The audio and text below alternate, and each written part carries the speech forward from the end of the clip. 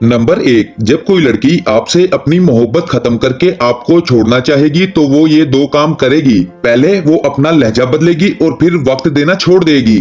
Number 2, जब कोई लड़की खुश होती है तो वो बहुत बातें करती है और जब वो लड़की उदास होती है तो वो एक लफ्ज भी नहीं बोलती।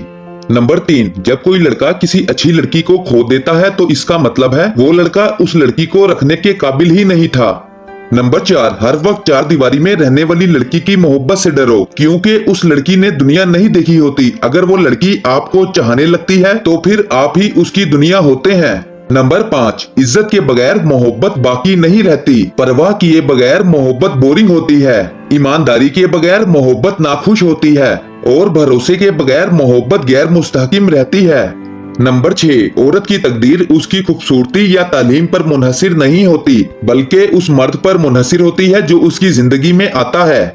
नंबर 7, औरत मर्द की दौलत या गुर्बत से बिल्कुल मुतासिर नहीं होती, वो सिर्फ इस बात से मुतासिर होती है कि मर्द उसकी कितनी इज्जत करता है। नंबर 8, वफा का ताल्लुक मर्द या औरत से नहीं होता, बल्कि वफा का ताल्लुक वक्त से होता है। जितना जिसके पास वक्त होता है वो एक दूसरे को देता है।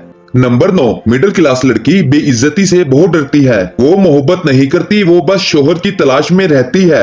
नंबर 10, ये दरियाफ्त हुआ है कि एक लड़का और एक लड़की कभी भी महज 2 से ज्यादा कुछ नहीं हो सकते। नंबर 11, अगर कोई लड़का आपसे बार बार माफी मांगकर आपको कायल कर रहा है गलती ना होने के बावजूद, तो यकीन जाने आप बहुत खुशकिस्मत हैं।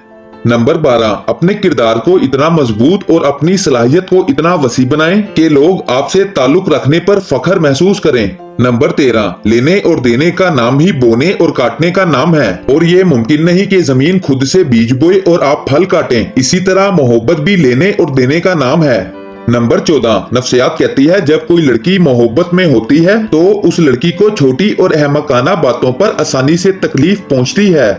नंबर 15, जो लड़की बहाने बनाने में अच्छी होती है वो किसी और चीज में अच्छी नहीं हो सकती।